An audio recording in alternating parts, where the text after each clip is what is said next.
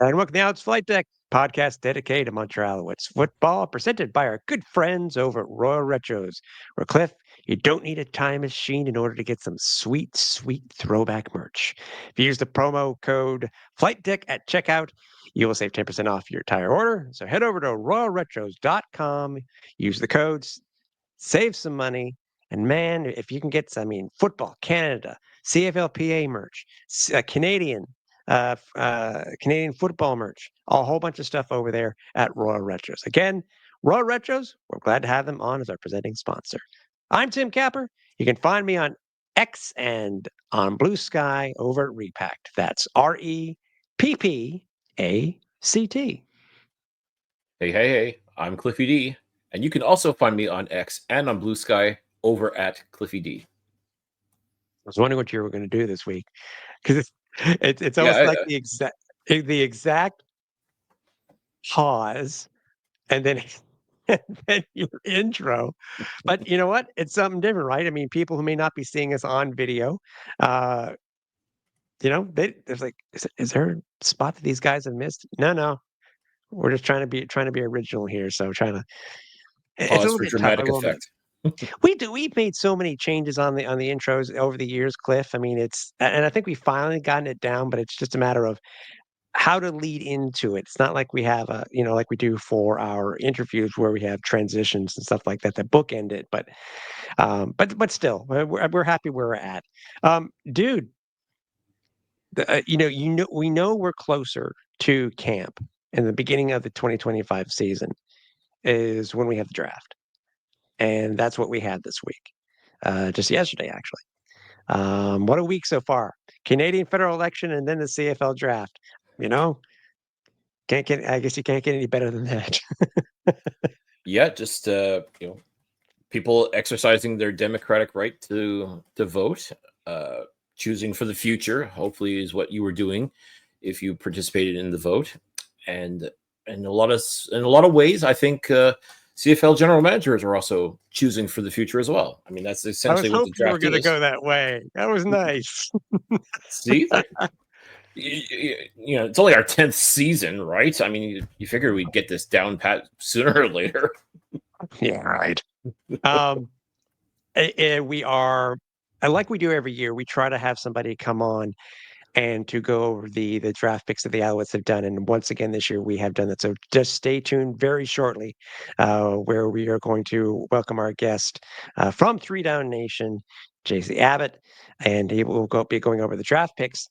But before that, and it's something, it's something that we are really proud of here at the Flight Deck, Cliff. Obviously, and I'm all props to you. Obviously, my friend, is that starting our CFL draft prospect series, and um, it is available now.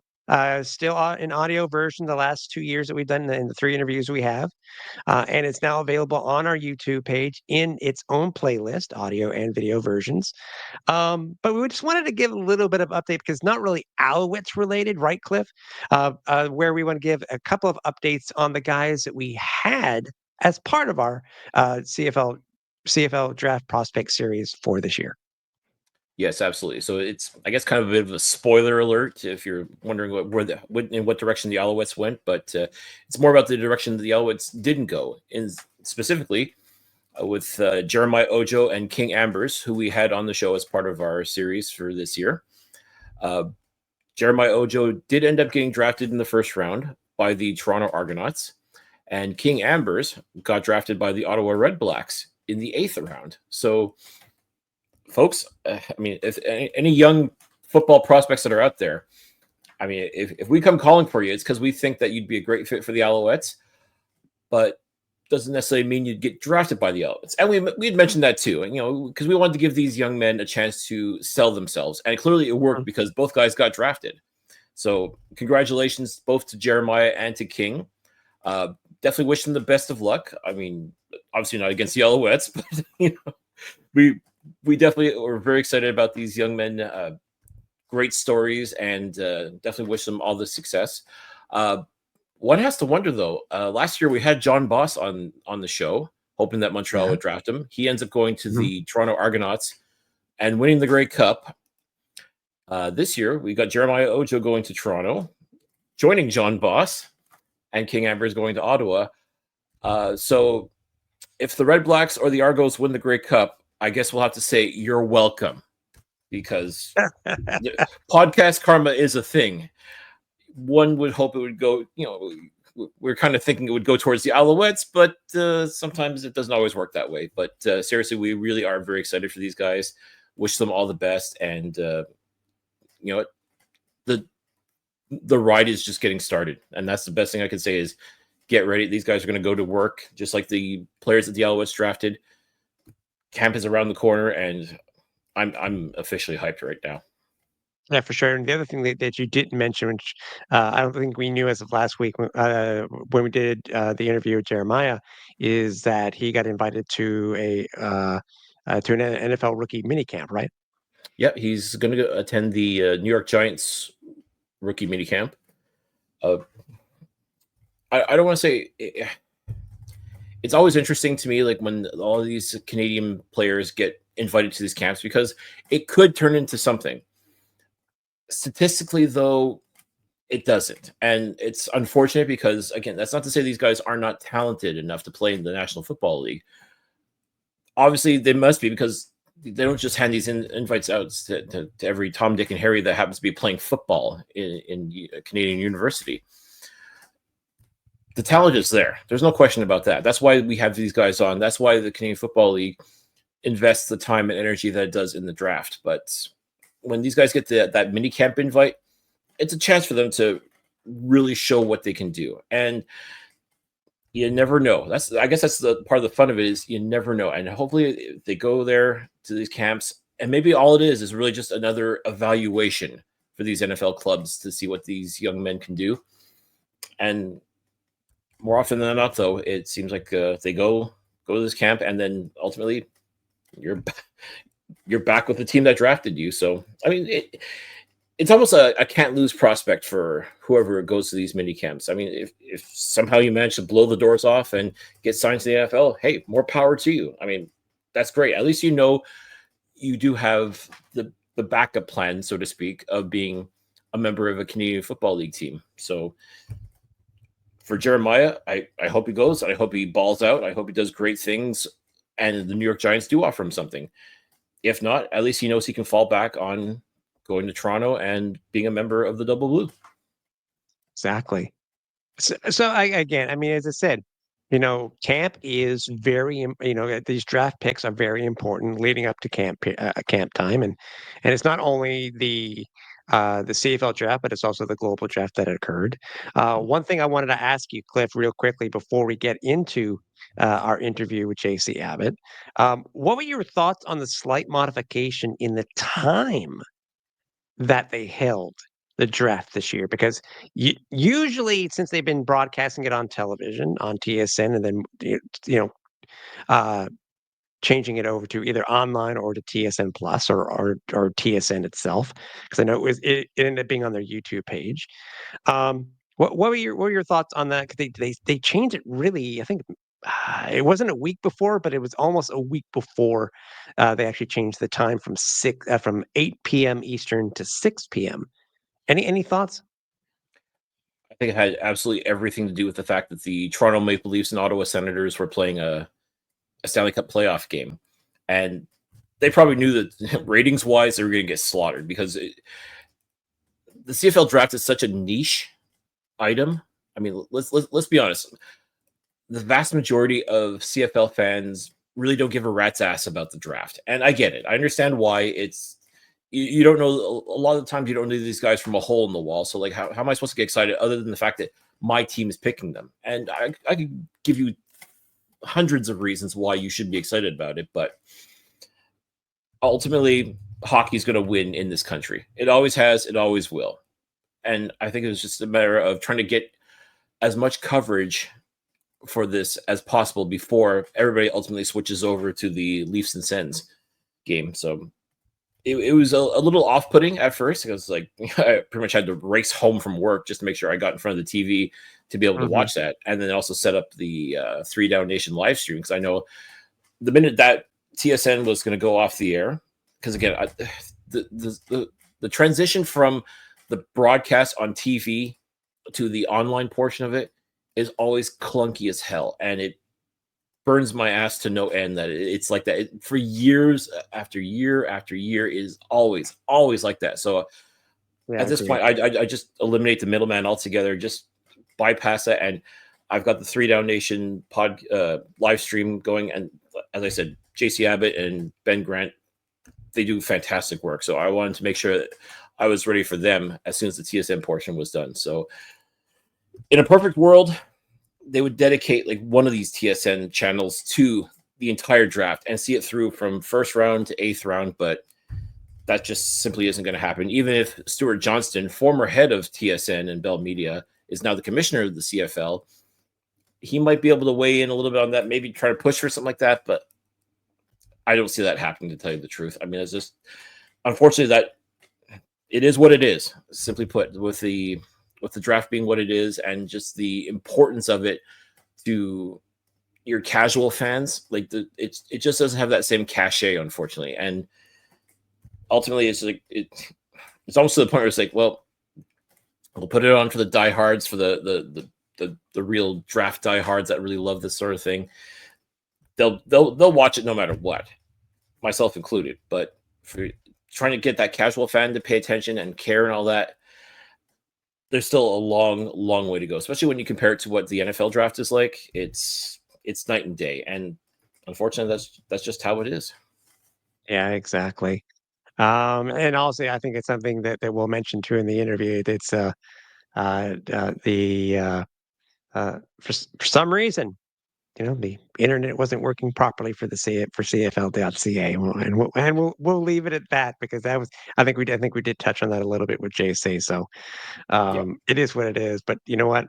Considering that there's such a large, huge conglomerate, Bell Media, Bell Internet, you'd think, and I'll leave it at that. So Well, and the Canadian Football League too. I mean, they've got their part to play in this as well, and especially with how important it is for ultimately the league, all 9 teams, the fan base, the employees of the teams, and even the other, even players that are currently members of Canadian Football League teams. They're going to want to pay attention to it as well to find out who their next teammate's going to be. And yeah, we'll get into that with JC, but I mean, it was not pretty. Let's just put it that way, and we'll leave it at that. We'll expand on that with JC. exactly. So, as I said, Alouettes had quite a few picks in the 2025 draft, and we want to introduce you to who the new members are going to be, and who I would imagine most of them will be showing up in training camp in St. Jerome. So, without further ado, let's talk to JC Abbott from 3 Down Nation. Last night, the CFL draft took place, and many young, hopeful Canadian players found their new home. To break it all down for the Montreal Alouettes and their draft picks, we are joined once again by JC Abbott of 3 Down Nation, who last night did a fantastic job with Ben Grant with a live stream, basically breaking down all the picks, giving everybody the 411 as to what these guys are all about. JC, thank you for joining the Alouettes Flight Deck. We're so thrilled to have you here. It's a pleasure as always, guys. So, as I said, you and Ben Grant last night, absolutely phenomenal job, despite the, shall we say, the cluster fudge that was the CFL.ca draft tracker. As when it came to announcing the picks and finding out who was going where, quite frankly, the CFL basically had an epic fail last night. They really did, and I probably would have pronounced that last word a little bit differently than you did, Cliff. But Trying to be polite. It was a challenge, to say the least, with the draft tracker essentially going offline, completely being unusable throughout the entire selection process. Scrambling to go from one team's Twitter account to the next to try and figure out who was the next pick, to try and figure out what the next pick even was. Those Twitter accounts were tweeting out the results at different rates, because the draft tends to happen very quickly and then get slowed down for the TSN broadcast. So there was times where I was looking at a pick and I could tell that the team had already announced their pick in the next round, but nobody else had yet. So clearly the other picks had been made, but they hadn't been announced. That was a little bit of a weird way to do a draft with the spoiler alert happening in the future. The CFL has had these problems with the stat system, with the website. This was another one, and on one of your biggest days of the offseason. I know the draft is a niche event, but if you want people to care about your content, care about these players, you have to have a functioning website and a functioning draft tracker. That is a bare minimum requirement. This was unacceptable by the CFL in every way, and hopefully new Commissioner Stuart Johnston lays down the hammer here and sets the expectations that this can't happen again. I think Agreed. what's funny And is that is that the Alouettes, Joey Alfieri, they were doing a live stream themselves, and Joey basically before a TSN even was within 4 minutes of making the announcement for the Alouettes' first two picks. Joey had already broken the news. Obviously, he was near the war room, obviously, because he was over at Olympic Stadium and whatnot, but had the information in front of him. But yeah, it's even that 4 minutes ahead of the TSN broadcast. That's a rough count, but I was like, I learned more from watching a unofficial stream, so to speak, or an official stream from another team to get a pick and get updated before everybody else did. Yeah, and the CFL has often, taken issue with newsbreakers and people tweeting out the picks in advance. I'm sure they'll take a little bit of issue with the Alouettes if they were spoiling some of those picks. But if you don't have a functioning system, then why'd you have an issue with people breaking the picks? Clearly, you don't care enough about them to break them yourself. Like, open up the floodgates or put it out on the CFL PR Twitter account, which they did not use all night, as my colleague John Hodge pointed out earlier today. Like, there were other ways to go about this, to fix the problem, to address it in real time, even if you couldn't get the website up to speed that quick. Pivot. Mhm. They didn't pivot, and it was just a disaster from start to finish. yeah, simply put, CFL, you had one job. One job. Of all the days for the website to completely fall apart and not work, that's the day. Like, I'm not mad, but I am definitely disappointed, and I'm sure we're not the only ones. And you know what's funny? A lot of people will be like, "Oh, it's the CFL draft. Who cares?" And all that. But you nailed it, JC. If you don't treat this like an important event, then nobody else will. So, I mean, that's the CFL's got to own that one. Simply put. Just waiting for JC to give us one more pivot so everybody could go ahead and do the Ross Geller meme. I was ready to go pivot. Pivot. Am I dating myself by saying that? I should hope not. At least people will say. I hope not. So obviously, there was some big, there's a lot of big stories coming into the CFL draft itself, JC, and when the Alouettes picks overall, I mean, it could have gone any different direction, different mock drafts from everybody from the RCQ or all Quebecers in itself, and once the first pick came about for the Alouettes, and I don't know if it was much of a surprise, but for you, JC, did you really find that the Owls' first pick, 5th overall, Tiger Shanks, was a huge surprise, especially considering that he's along the lines of he's out of UNLV, but he's along the lines of a Ben Cahoon Canadian, quote unquote Canadian, but was he much of a surprise to you once the Alouettes made that pick? It was a surprise to me. I can see logically why you would want to add an offensive lineman if you were the Alouettes. They need some depth there. I think you've got Jesse Gibbon currently penciled in as your third starter alongside Lestage and Justin Lawrence. But are you comfortable with that long term? I'm not certain. You've got Hogan Sandon, who's a good depth piece at center. Theo Grant, who I also see as a center, but really nothing else. So Shanks at that position is important. Do I think it's the best fit necessarily? That's what I question. With Tiger Shanks, you love the pedigree.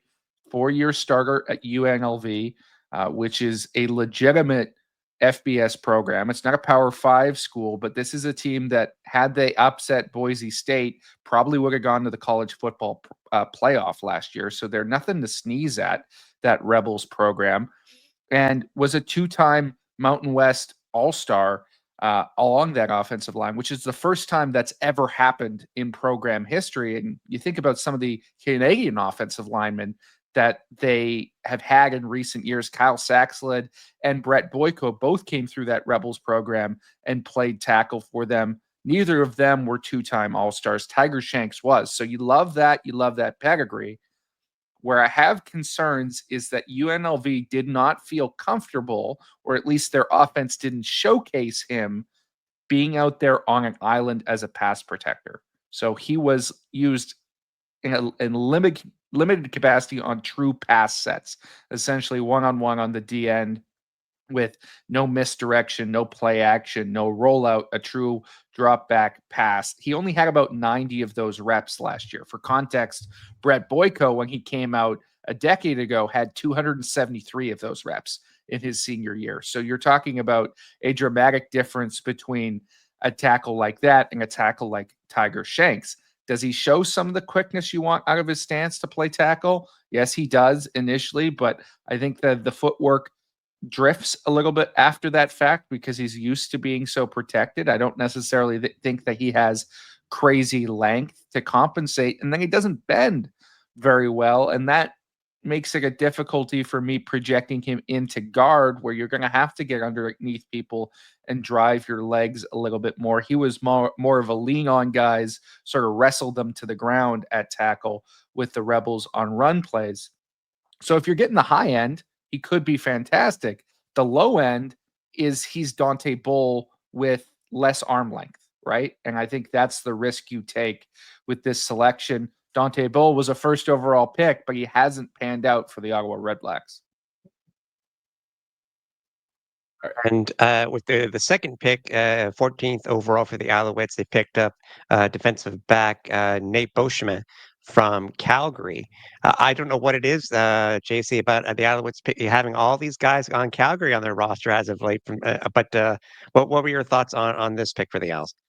I love Nate Beauchemin as a player. I think this is a tremendous selection for them. He goes ahead of Jackson Finley, who was the top DB in our rankings. I think that surprised some people, but it really shouldn't, because Beauchemin is a player who is less of a physical freak, but a mental freak in a lot of ways. I compare him, and it's almost like he's read the opponent's playbook. That's how he makes plays. He anticipates, he's able to read route concepts, he's able to get there ahead of time and make up for maybe his lack of long speed in that capacity. And then when he intercepts a pass, he takes it for 6 because he's always in the position to do so. I'm really high on Nate Beauchemin. I think he's a perfect backup long-term to Marc-Antoine Dequoy. And then, of course, Dequoy is not the youngest guy in the league either. He can be an heir apparent. They're an interesting comparison because Dequoy, coming out of school, was the physical freak, and he had to take a couple years to get the mental side of his game up to speed. Beauchemin is the opposite, right? He is ready right now to be able to read CFL offenses and contribute between the ears on defense. With that in mind, last year Arthur Hamlin, who was drafted by the Alouettes, was sort of the de facto free safety backup for Dequoy. Do you think now this kicks him out to another part of the secondary, or do you think he's still considered a safety and will basically maybe end up being third banana now for the second for the safety position? I think it'll be third banana situation. I still like Hamlin, but I think Beauchemin is a better prospect overall. I think he's got a better frame. I still think there's value to Hamlin on the roster, but to me, Beauchemin is going to compete with him in training camp, and I would bet on him winning that battle and becoming the guy behind Dequoy who you can start if Dequoy goes down. I think at the third round, the Alouettes did have 2 picks. They had a pick at number 23 from BC. They picked up Gabriel Lassar from Montreal. He's a linebacker. And also their other third round pick, 26 overall, was a wide receiver out of Davenport U. I had to look that one up, to be honest with you guys. Hakeem Harris. Thoughts on the Alouettes third round picks, JC?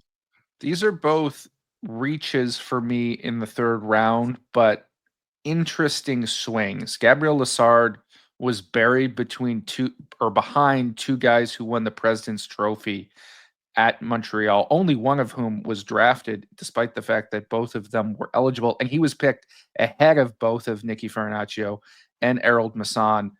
It's because he's so good as a special teamer. He was an exceptional special teams body for the Carabins. I think he tested off the charts. He's got the frame you want. He's not going to compete to be a starting linebacker for you, but he's going to run down the field on kickoff, get you 10 special teams tackles a season or more. That's the type of guy you're getting there. So maybe a reach because he doesn't have starting upside, but somebody you're pretty confident in the floor of. Hakeem Harris could be out of camp in a year, or he could become a star. He has that type of athletic upside, tested off the charts at the Invitational Combine, and then went to the National Combine and backed it up there as well. But at Davenport, he only had 18 career receptions for that Division II program, of which 16 of them came his senior year. Almost no production on what was a bad Davenport passing offense, but he was still the third receiver there. You see the flashes, you see that athleticism come up sometimes in the one-on-one reps, and he's able to beat a guy deep.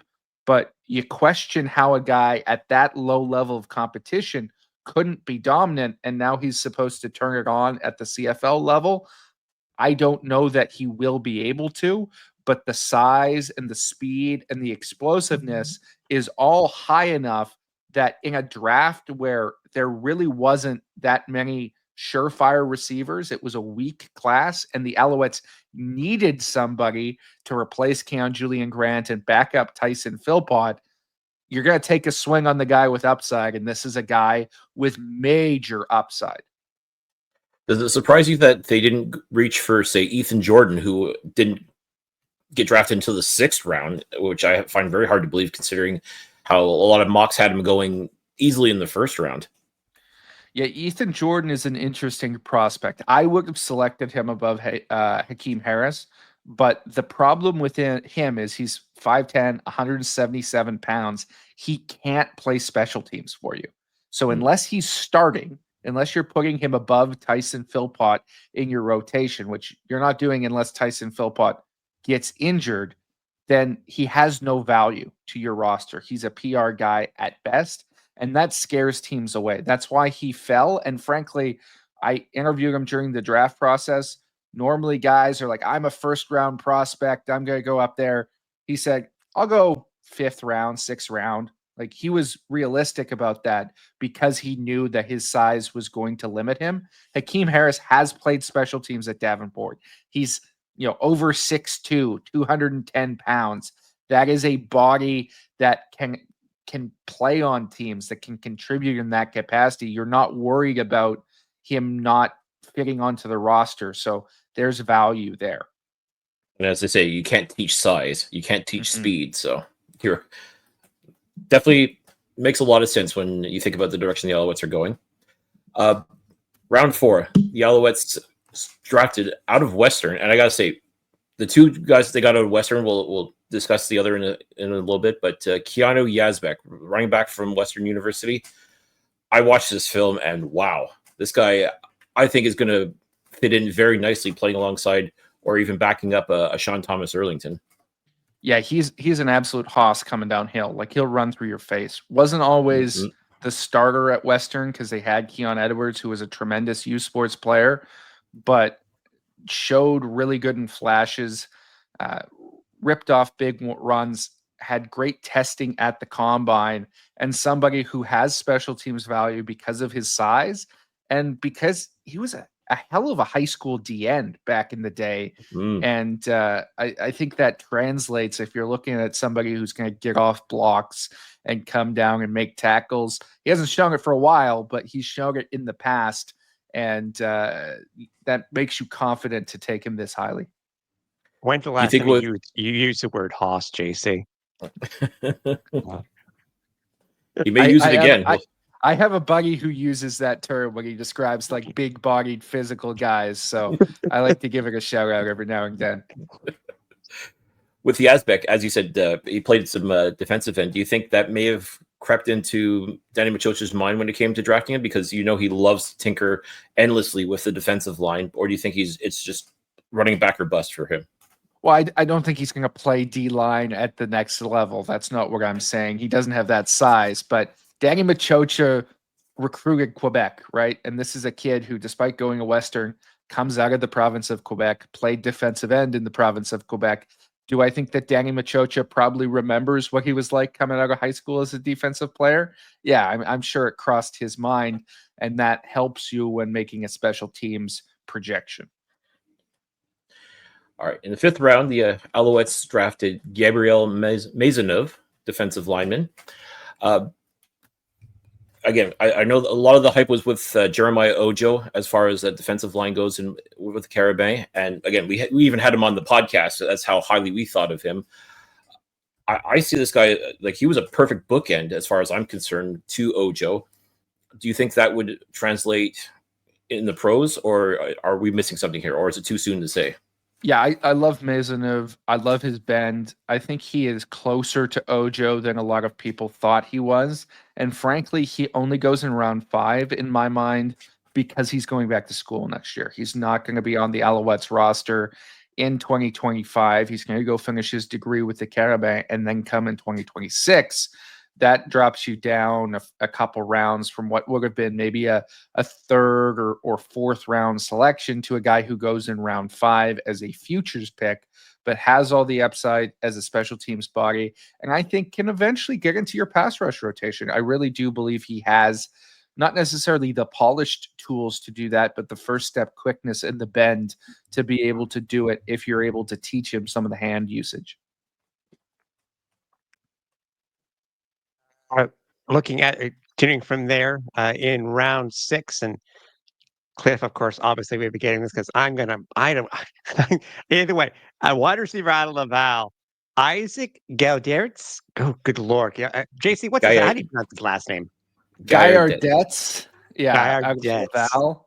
This is a guy who has some real raw tools, right? He's got some good testing measurables, and he's a big body. He's 217 pounds as a receiver. You love to see that, but hasn't been super productive at Laval. Has been sort of buried in that receiving core. Not the guy they turn to, but a guy who's got real special teams value, right? Because of his size and he has done that. He can contribute as sort of an H-back blocker. Maybe he's the heir apparent to Regis Sibasu in a lot of ways, like that type of body type. He can have that role with the Alouettes. He was lower down on my receiver rankings. He didn't make my top 15 because I questioned the pass catching, but he was going to go ahead of those guys because of what he brings in terms of his frame and special teams value. And obviously, a lot of people were touting that, this year was very, probably, I think Danny was saying too, Danny Machocha was saying this is probably one of the best drafts that he's seen recently. And obviously, in the case where there were quite a few named quarterbacks that were available in the draft, the Alouettes did pick up a guy who had been at Alouettes camp before as as an invite. And the Alouettes did draft in the 7th round from UDM, Jonathan Senecal. Thoughts on that one there, JC? Yeah, I'm a little surprised that Senecal was picked. I thought he would probably fall out and be in that UDFA range. But if you've got a situation that's perfect for him, it's the Montreal Alouettes and that coaching staff that's so familiar with him, the profile that he has in the province of Quebec. This is a legitimate star, a former Heck Crichton Trophy winner. Doesn't have the consistency as a passer that I would like to see from the quarterback position. That's why I was lower on him. But he's a magician, right? There is never a play that is dead when you've got Jonathan Senecal under center. You saw it in the testing at the combine. You see it on the tape where he's breaking tackles, escaping the pocket, not necessarily running with the football guys, but extending plays, reversing field, hurdling over guys, and then making a pass. Like sometimes that gets him into trouble, but it's damn exciting to watch. There's no doubt about that. I personally would wonder about converting him to receiver. I don't know that he is open to that, but we'll see how that plays out as the Alouettes get their claws into him and show him that maybe there's not a clear path to a role at quarterback. If they're able to convince him to switch over, that would be intriguing to me. Or he could just be a third quarterback option, somebody who can maybe contribute in short yardage for you, although he's not the biggest bodied guy out there. It's Well, funny you mentioned that. I think that with the Alouettes having already invited in JC to camp, I think it was just last year, right, Cliff, that they invited him into camp. yes. I think they knew it. I think they knew what they were getting.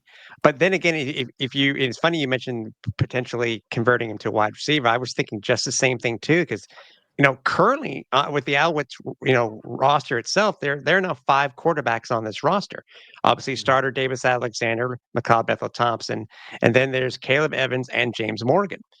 And I kind of agree with you. I'm curious to know where he's going to fit within within the quarterback room, because by and large, the Alouettes are not going to carry 5 quarterbacks on their roster for 2025.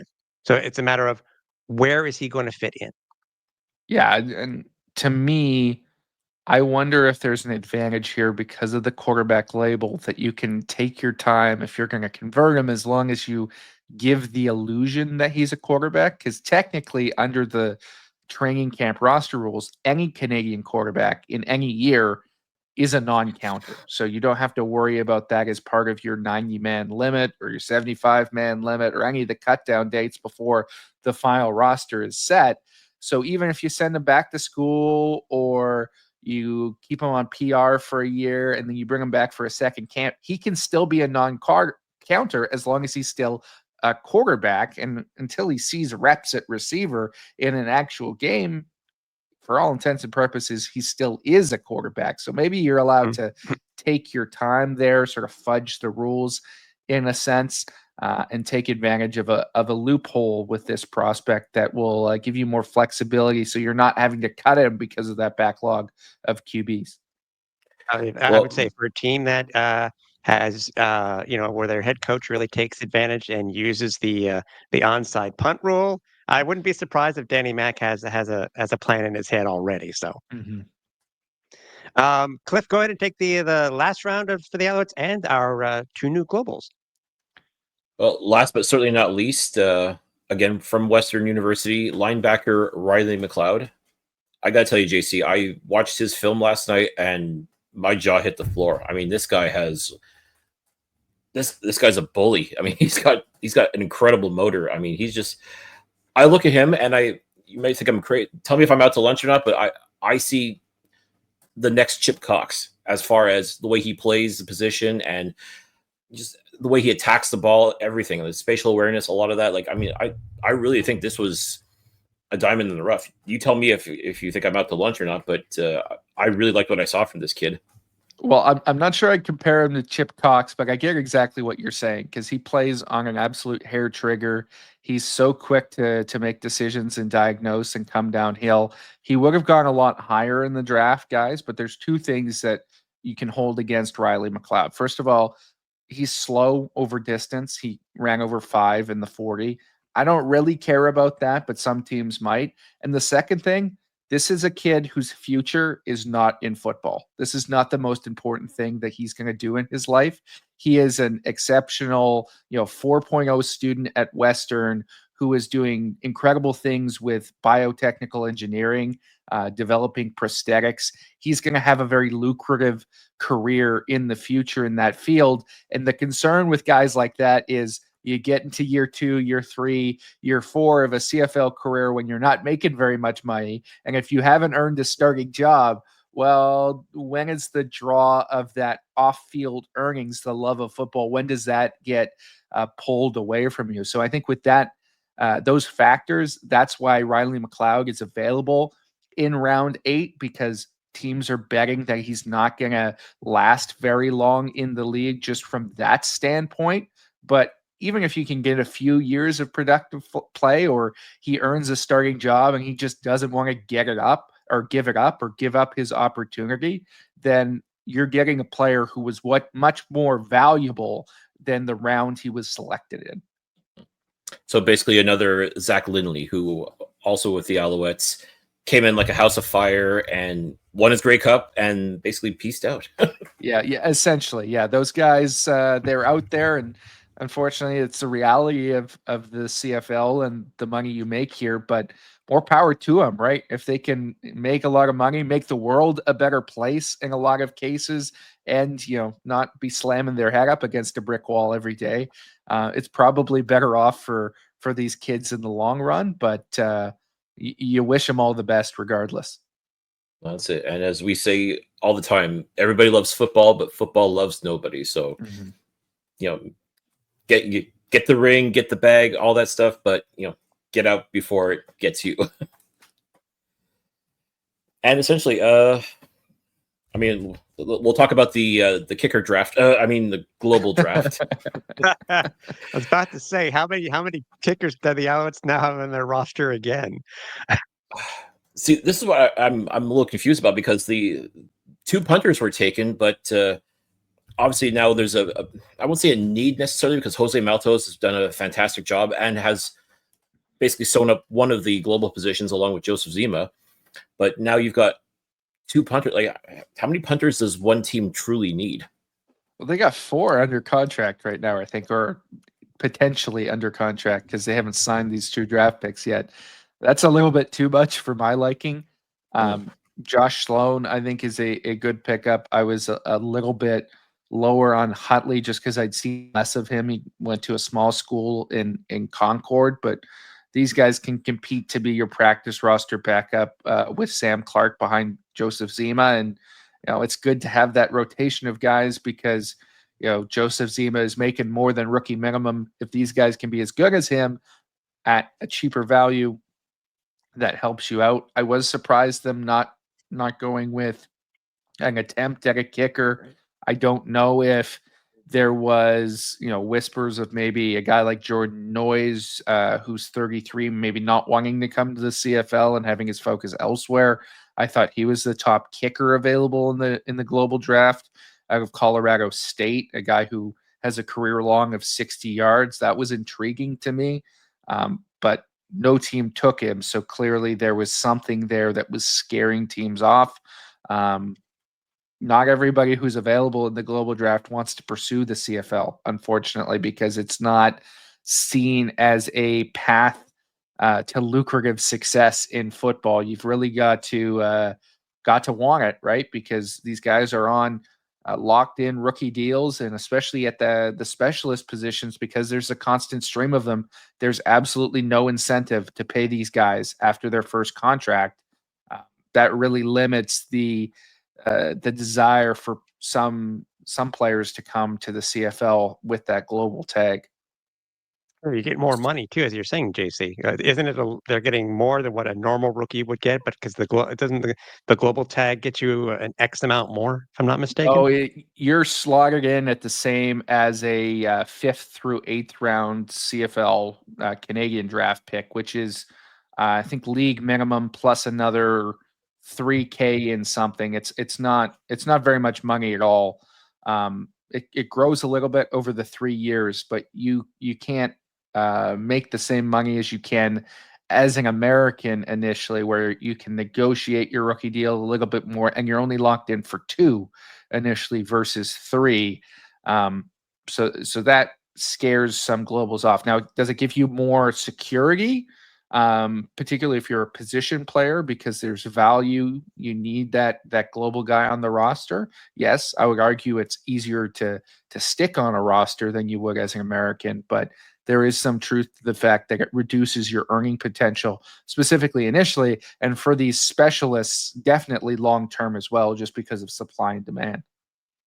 what is Joseph Zima or Sam Clark what do you think they're feeling, considering that, how they came to the Alouettes and now the Alouettes go ahead and get two more punters?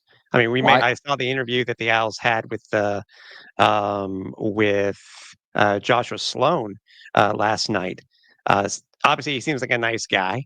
Great Aussie accent, but I mean, it's he has to play football. But again, we're going to potentially have four kickers on a roster at least at camp. Again, what does Zima and the others? How do you think they're going to feel?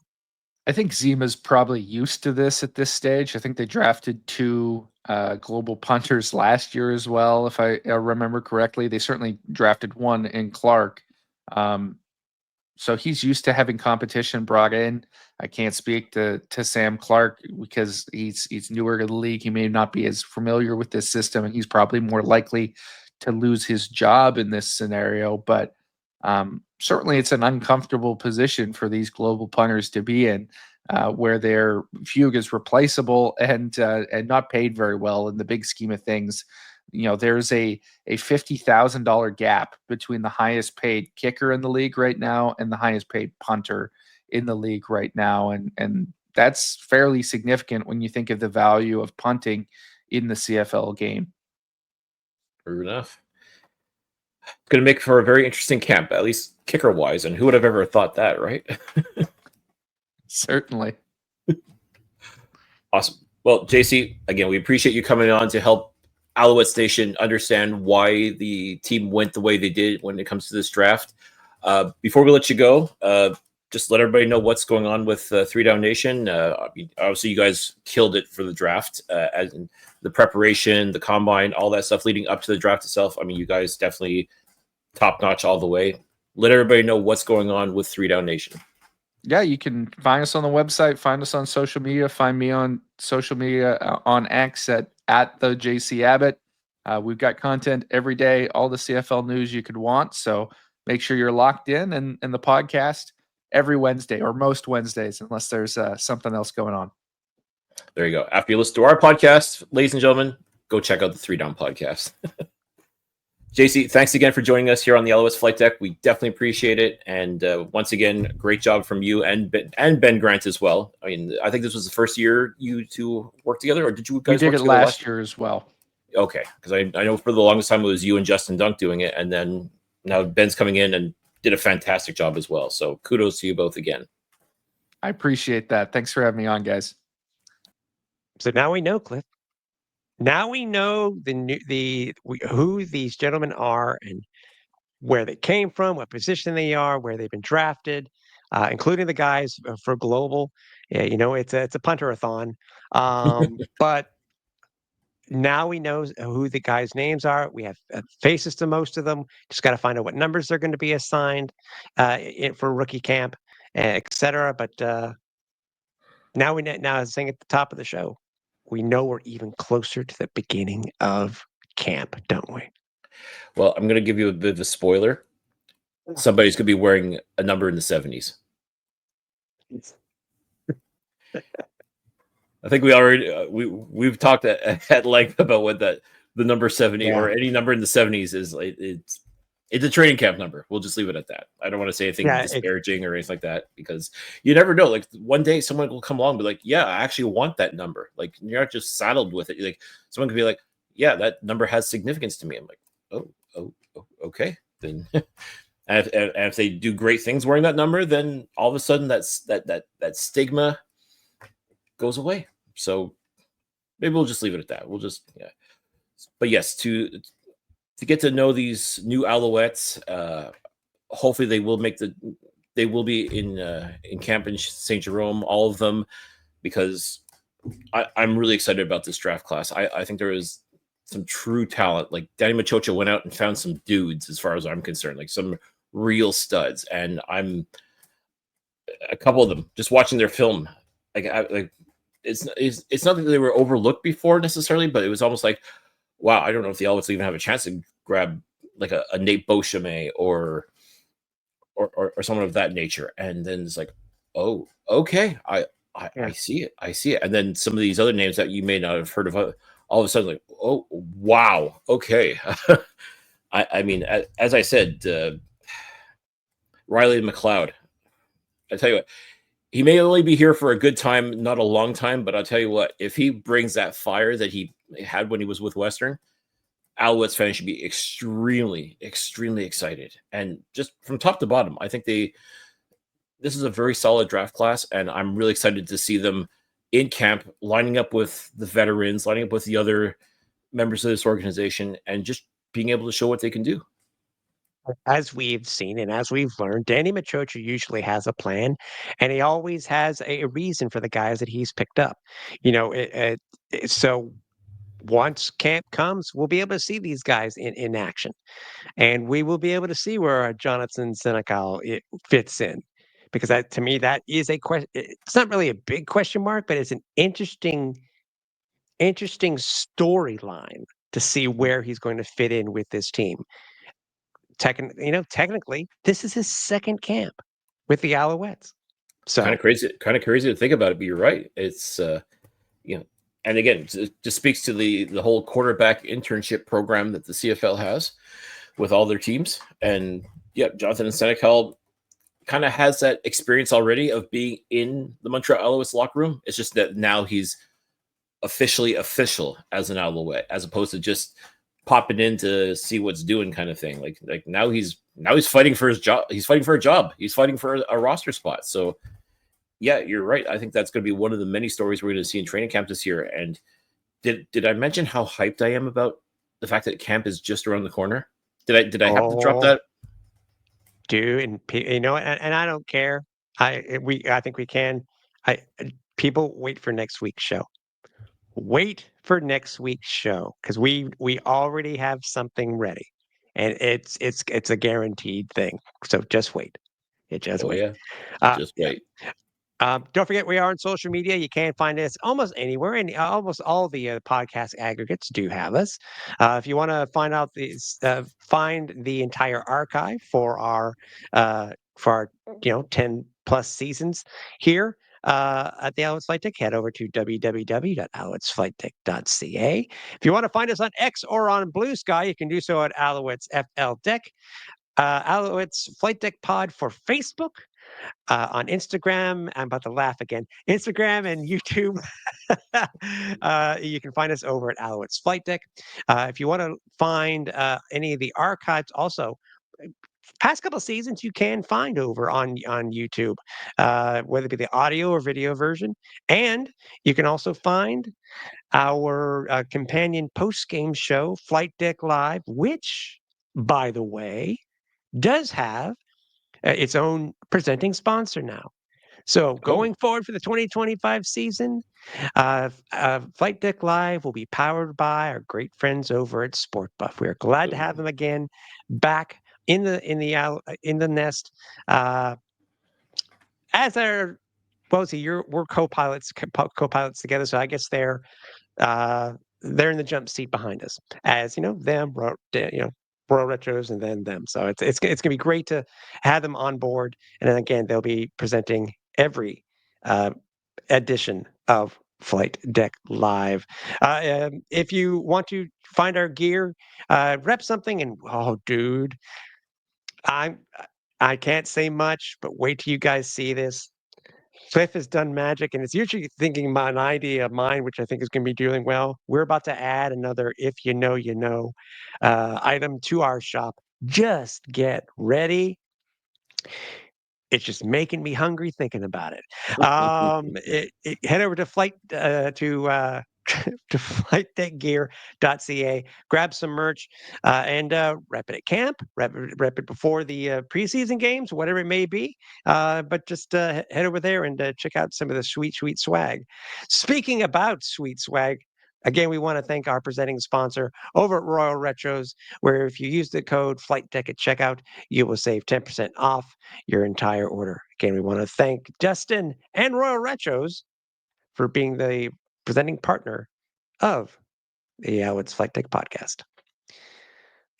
I was trying to think. Again, we're leading up to camp. Was there anything that you could take away? I mean, I know there were trying to think some of the things that we can mention before we let our friends go here this week, Cliff. But anything from the camp itself, other than the debacle that everybody now knows about with what happened with the basically CFLD.ca going down and whatever it may have been. But any other thing for you that really stood out from this camp? Sorry, from this draft. The draft, I mean, I think a lot of teams did the right thing. I think a lot of them were drafting based on need, but the teams that had the luxury of being able to draft almost like futures picks, like they had no glaring needs, so it's just a matter of taking the best player available. And if you don't see him because he's going back to school or he's got a NFL opportunity or for any number of reasons he's not going to be, he may not be in camp or may not actually make the roster this year, but 2-3 years down the road you may end up seeing this guy. The fact that a lot of teams were able to make picks like that, I think really does speak to the talent that's available in the CFL draft. But I think a lot of the moves that the Alouettes made were, I think, really well done. I think, I think about our friends Jeremiah and King. They're going into potentially good situations as well. So I mean, it's great for everybody, and I think that's what's key is. It doesn't feel like anyone's going to be left behind. I think all the players that were drafted, I fully expect them to see them in their respective camps and being able to contribute almost immediately. And yeah, you're going to get situations where some kids are going to go back to school and some are just going to, if they're lucky, end up on the practice roster. And sometimes that does happen. I remember there was one year where all the Alouettes draft picks ended up making the team. Whether it is, I think 1 or 2 made the active roster and the rest were put on the practice roster. I mean, that's not so unusual. So, I mean, there's definitely precedent for that. I think there's definitely opportunity for that if the players want it, if they're not going back to school, if they have a chance to showcase what they can do, all the better. I mean, it's such an exciting time of year for everybody. And man, I'm still kind of cheesed about the whole draft tracker face planting during the draft. I mean, again, credit to JC. But to be fair, okay, we besides what happened there, and if you everybody watched the 3 down thing, you saw how basically what they were trying to do in order to keep up. But we got kind of something special because of it. Because if anybody happened to watch the Alouettes draft special for the first 2 hours, there was a very interesting tidbit that was dropped by Joey Alfieri from our first round draft pick, didn't he? Yeah, absolutely. Joey had a chance to speak with Tiger Shanks, and he had mentioned that he was actually offered a rookie minicamp invitation by the Miami Dolphins, and he politely declined it because he wanted to focus on his CFL career. He wants to play right now. I guess it's not that you don't see the value in a rookie minicamp invite, but sometimes you just, you know what? I'm focused on the CFL. I'm focused on making this my full-time job. And tell you what, folks, I mean, that's the kind of attitude you want to see from your next great Alouette superstar, is that, never mind the NFL, never mind the woulda, coulda, shoulda, any of that nonsense. I'm here for a job. I'm here to fight. I'm here to compete. I'm here to be a part of this organization. And I gotta say, like, if you didn't know who Tiger Shanks before, hearing stuff like that, you sit up and take notice. I mean, like, okay, this is someone who wants to be an Alouette. This is someone who wants to be a CFL superstar. And I'll tell you what, I guarantee that a lot of fans notice that. And now they're going to be paying extra attention to Tiger Shanks because they want to see someone who wants to be here, who wants to play for this team. And that's just great all around. Like that, it's one of those things that you should be expecting from your draft picks, but you don't always get that. But to actually hear someone come out and say that, I think it was Trey Rutherford, another first round draft pick, I think he was first round draft pick several years ago. Same thing. He turned down NFL opportunities. 2018. Yes.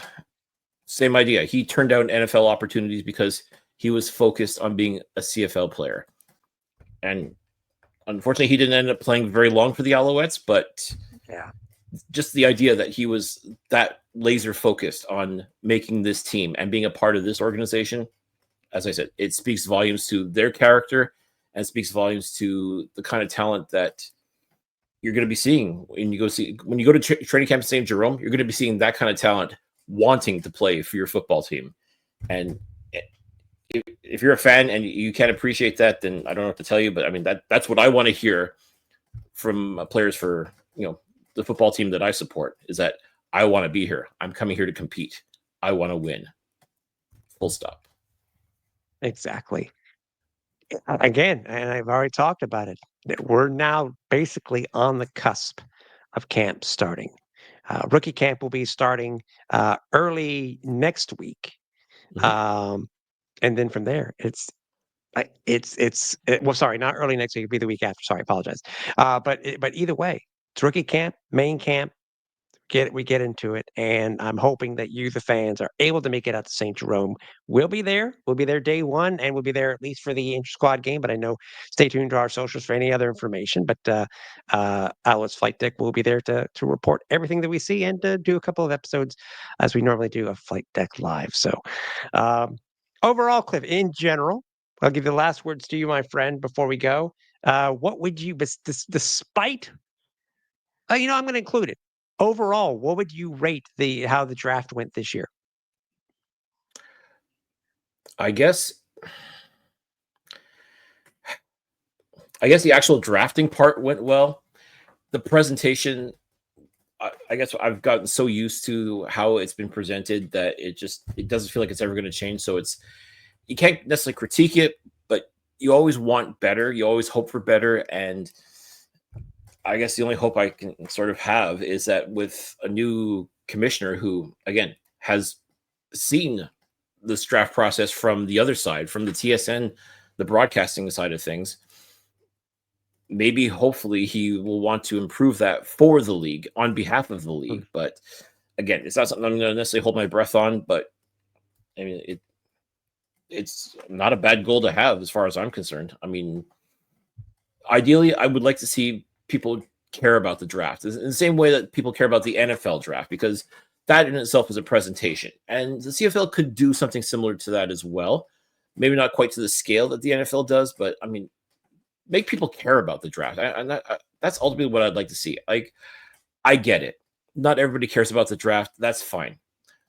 But make sure, like, I can't overstate how disappointing to see the CFL draft tracker on their website, their actual website, where you get that information that you're desperately waiting for, to not work is inexcusable as far as I'm concerned. Like, I want to say do better, but at this point you should that shouldn't even be a request or a hope or anything like that. Like, this should be automatic. Of all the days this bloody thing doesn't work, is the CFL draft. I mean, I'm sorry. It's like that. I'm not saying someone should be fired for it, but someone's got to answer to it. That's for sure. I mean, it's just, to me, it's inexcusable. That's the only way I could describe it, would be inexcusable.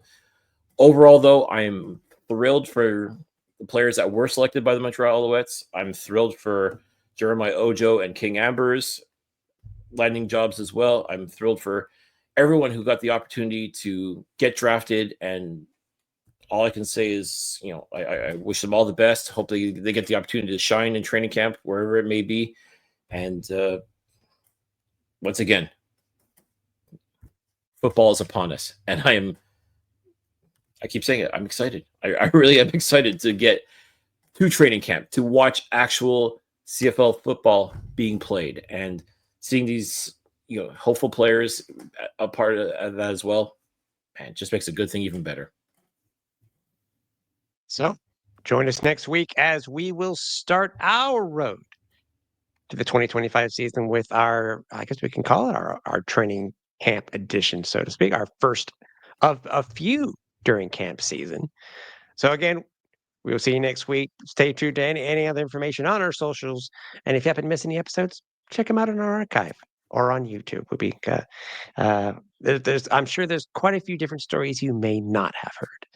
So And for everybody here at the Alouettes, yes, I was going to say, And if you are on YouTube, by all means, please hit that thumbs up, leave a comment, make sure you're subscribed if you haven't already, because like I said, we're pumping out all the great content. We want to make sure that you get to enjoy every single bit of it. We want you a part of the flight crew. So yeah, hit that, smash that like button if you haven't already, and come along for the ride, man. It's going to be great. So, Cliff, make sure you have your tray tables and your seats in your upright position. So, for everybody here at the Alouettes Flight Deck, for Cliffy D, I'm Tim Capper. We're on final approach.